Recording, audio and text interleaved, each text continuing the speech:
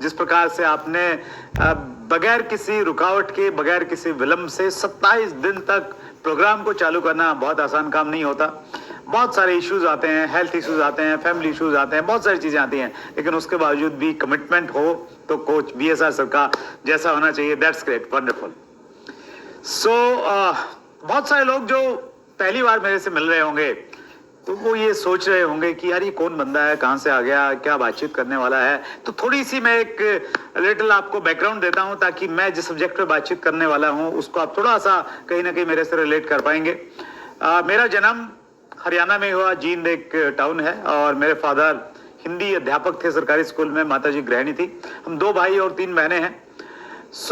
मैंने 1996 में दिल्ली यूनिवर्सिटी से पोस्ट ग्रेजुएशन किया और उसके बाद एक टीचर के रूप में, प्राइवेट टीचर के रूप में मैंने अपना करियर स्टार्ट किया। और मेरी 1 महीने की जो तनख्वाह थी, पहली तनख्वाह, वो मात्र 500 रुपए थी। 1 साल नौकरी करने के बाद एक चीज दिमाग में बहुत क्लियर हो गई कि नौकरी से जिंदगी में कुछ बड़ा नहीं किया जा सकता, कुछ बिजनेस करना चाहिए। और मैं केबल टीवी का एक बिजनेस उन दिनों स्टार्ट हुआ था, एज ए केबल ऑपरेटर मैंने उसको स्टार्ट किया। बहुत मेहनत किया, अच्छा खासा पैसा भी बना रहा था, लेकिन केबल टीवी के बिजनेस में मैंने ये पाया कि वहां पे एक तो टाइम फ्रीडम नहीं थी बिल्कुल भी, और दूसरा वहां पे मुझे रिस्पेक्ट नहीं मिलता था, रिकॉग्निशन नहीं था। और वहां पे जिस एरिया में मेरा केबल का नेटवर्क था वहां पे लोग मुझे केबल वाला कहते थे। वो चीज मुझे बहुत दुख पहुंचाती थी, तकलीफ पहुंचाती थी, क्योंकि कुछ समय तक पहले मैं टीचर था, बच्चे मान सम्मान करते थे, पेरेंट्स आते थे, वो इज्जत देते थे, और अब मैं पैसा तो कमा रहा था लेकिन लोग मुझे केबल वाला बोलते थे। और उस समय कहीं ना कहीं मेरे दिमाग में एक बीज रोपित हुआ कि मैंने कोई ऐसा काम करना है जिंदगी में जिसमें पैसा तो हो, लेकिन पैसे के साथ में मुझे मान सम्मान मिले, रिकॉग्निशन मिले। आज कोच BSR ने अगर मुझे यहाँ पे जिन शब्दों का इस्तेमाल करके मुझे आमंत्रित किया है, बुलाया है, और जितना प्यार उन्होंने मुझे दिया है, जितना प्यार पूरे देश से मिल रहा है, तो मुझे ऐसा लगता है कहीं ना कहीं इसका बीजारोपण आज से 27 साल पहले हो गया था, जब मैं केबल टीवी के बिजनेस में था। मैंने चाहा था, वो दिल से चाहा था, वो चीज आत्मा से चाही थी कि मुझे मेरे नाम से लोग सम्मान के साथ में बुलाएं। और मैं आप सबको ये कहना चाहता हूं, अगर आप भी किसी चीज को दिल से चाहते हैं, पूरी कायनात आपकी सहायता करती है, बशर्ते कि आपका रोम रोम उस चीज को चाहे। मैं नहीं जानता था कैसे ये सारी की सारी चीजें मिलेंगी। उसी दौरान जब ये सब मेरे दिमाग में चल रहा था, मेरे एक दोस्त ने मुझे अपने घर पे बुलाया और कहा कि आप मेरे घर पे आइए, कुछ खास बात करनी है। मैं वहां पे गया और वहां पे एक होम मीटिंग चल रही थी, डायरेक्ट सेलिंग के बारे में कुछ बातचीत चल रही थी। और वहां पे अपने दोस्त को मोबिलाइज करने के लिए मैं आज से 22 साल पहले 2001 में डायरेक्ट सेलिंग इंडस्ट्री में आ गया और मैं जुड़ा, मोबिलाइज करने के लिए जुड़ा था, बहुत सीरियस नहीं था। धीरे धीरे जब मैंने कुछ चीज़ों को समझा, कुछ लॉजिक्स को देखा और मैंने विजन देखा कि आने वाले समय की इंडस्ट्री है, मैं इस इंडस्ट्री में आ गया और सीखना शुरू किया, काम करना शुरू किया। और फाइनली अगर मैं बहुत संक्षेप में बातचीत करूं तो पहले बहुत स्ट्रगल था, बिजनेस मैंने शुरू किया, बहुत सारे उतार चढ़ाव आए। 2 साल के बाद में मेरे ऊपर में 2 लाख रुपए का कर्जा था, फैमिली से कोई बहुत ज्यादा सपोर्ट नहीं था, दोस्त कोई साथ में नहीं था, बहुत सारे चैलेंजेस और इश्यूज थे। 5 साल के बाद में चीजें थोड़ी ठीक ठाक हुई और 5 साल में मैंने इस बिजनेस से फाइनेंशियल फ्रीडम प्राप्त कर ली थी। इवन 4 साल में, 2001 में मैंने ज्वाइन किया और 2005 पे मैंने एक गाड़ी खरीदी थी जो उन दिनों की लग्जरी कार थी, फोर्ड एंडीवर, जो या तो मेरे पास थी या हमारे शहर के मेंबर ऑफ पार्लियामेंट थे जयप्रकाश जी, उनके पास में थी। और उसके बाद मैं फाइनेंशियल फ्रीडम को एंजॉय कर रहा हूँ, टाइम फ्रीडम को एंजॉय कर रहा हूँ और कहीं ना कहीं कोशिश कर रहा हूँ कि लोगों की कहीं ना कहीं कुछ हेल्प कर पाऊँ, जो मैंने सीखा है वो लोगों के काम आ पाए। मैंने जो सीखा है वो मैं आपके साथ में शेयर करना चाहता हूँ, जिस प्रकार का ये मंच है अपने एक्सपीरियंस शेयर करने का। देखिए, जिंदगी में कामयाबी के लिए बहुत सारी चीजें चाहिए, या मैं यूं कहूं कि बहुत सारी चीजों का वो एक समागम है। जिस प्रकार से आपने अच्छा व्यंजन तैयार करना है तो उसमें बहुत सारी चीजें चाहिए। अच्छी सब्जी आपने बनानी है तो उसमें आपको नमक भी चाहिए, मिर्च भी चाहिए, मसाला भी चाहिए और एक बड़ी मात्रा में जो सब्जी बना रहे हैं वो भी चाहिए। तो उसी प्रकार से वैसे तो बहुत सारी चीजों का संगम है, लेकिन कोई एक चीज अगर मुझे बतानी हो जो मैंने सीखा अपनी जिंदगी में कामयाबी के लिए, वो एक शब्द है, उसको हम अंग्रेजी में बोलते हैं प्रायोरिटीज और हिंदी में उसको बोलते हैं प्राथमिकताएं।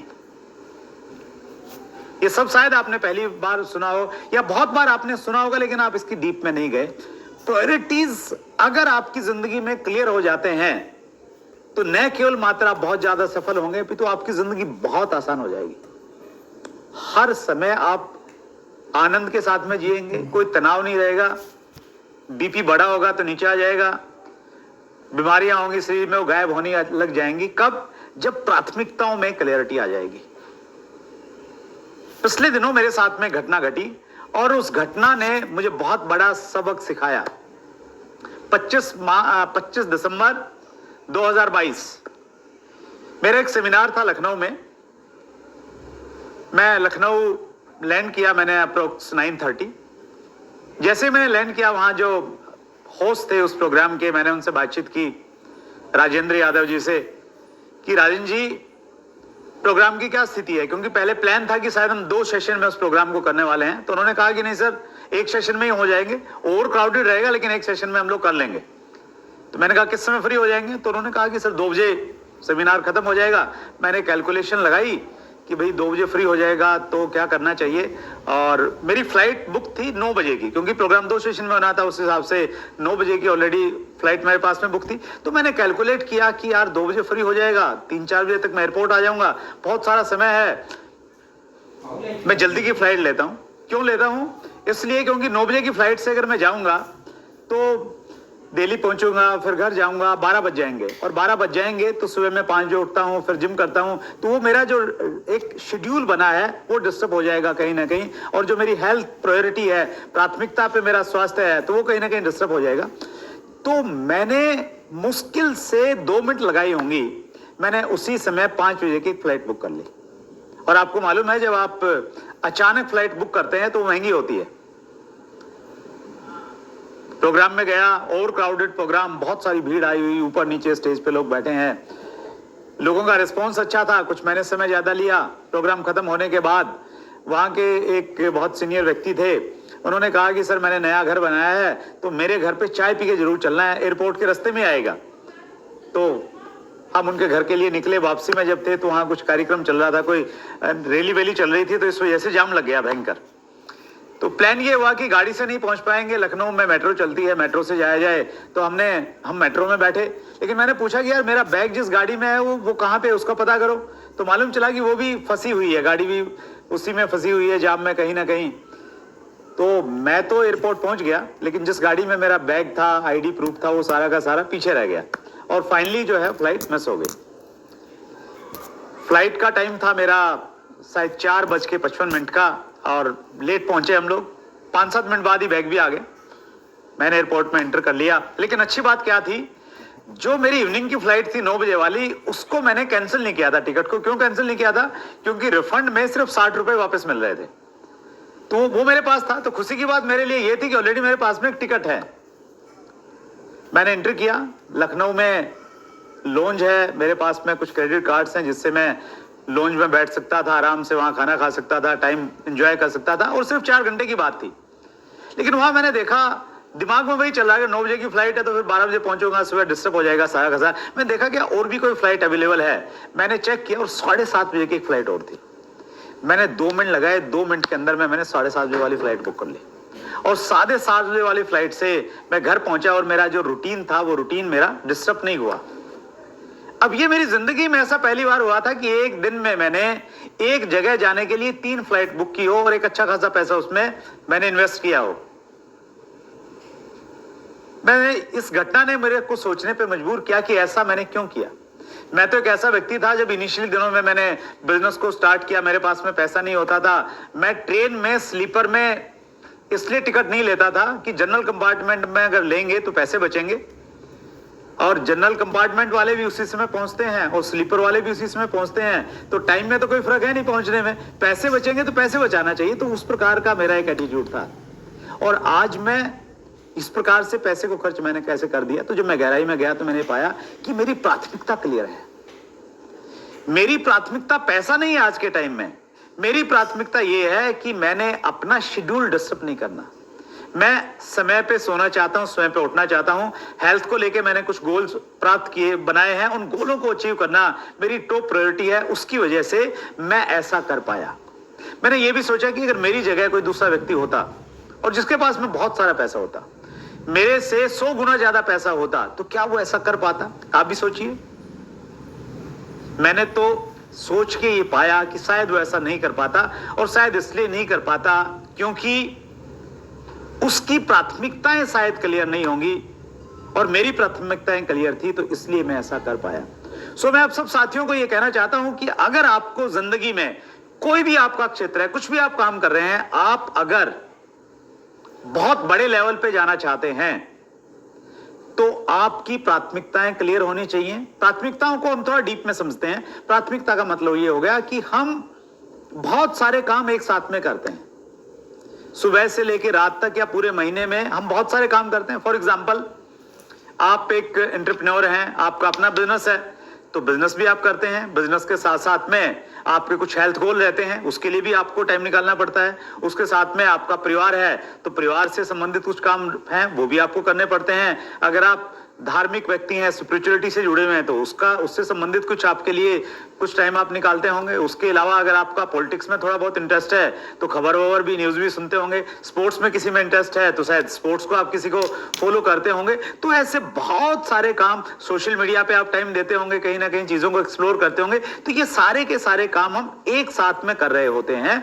लेकिन बहुत सारे लोगों को ये नहीं मालूम होता कि इन सारे कामों में से मुझे सबसे पहले कौन सा करना है, फिर दूसरे नंबर पे कौन सा करना है, फिर तीसरे नंबर पे कौन सा करना है। और उस स्पष्टता के अभाव की वजह से लोग बहुत ज्यादा कंफ्यूज रहते हैं। इसी चीज में कंफ्यूज रहते हैं कि आज कौन सी ड्रेस पहननी है। खाने का ऑर्डर देते हैं, वहां परेशान हो जाते हैं कि क्या खाऊं, ये खाऊं, वो खाऊं।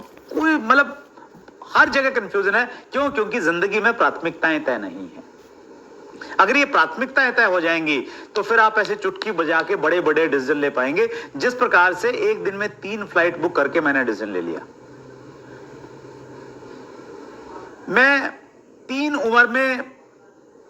आयु वर्ग में लोगों को मैं बांट सकता हूं।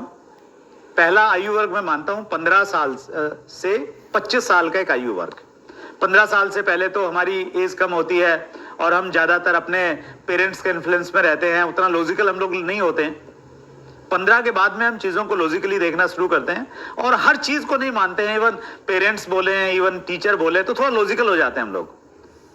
15 से 25 साल का जो हमारा टाइम पीरियड है, उस टाइम पीरियड में भी हम बहुत सारे काम करते हैं। जो मैंने लिस्ट बनाई उसमें ये सारे के सारे काम होते हैं और उसमें एक मुख्य काम कहीं ना कहीं रहता है, वो रहता है पढ़ाई करना।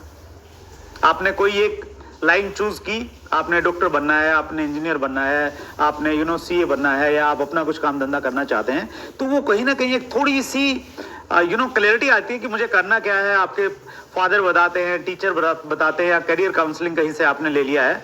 तो उस समय एक व्यक्ति को, एक स्टूडेंट को स्पेशली क्या करना चाहिए? उसको बहुत सारे काम करता है, वो सारे के सारे काम है उसकी लिस्ट में। क्या क्या काम है? पढ़ाई करना काम है, नए दोस्त बनाना काम है, उसके अलावा सोशल मीडिया पे टाइम बिताना काम है, मस्ती करना थोड़ी बहुत काम है, घूमने फिरने कहीं जाना काम है। तो ये सारे के सारे काम है, नई नई चीजें एक्सप्लोर करना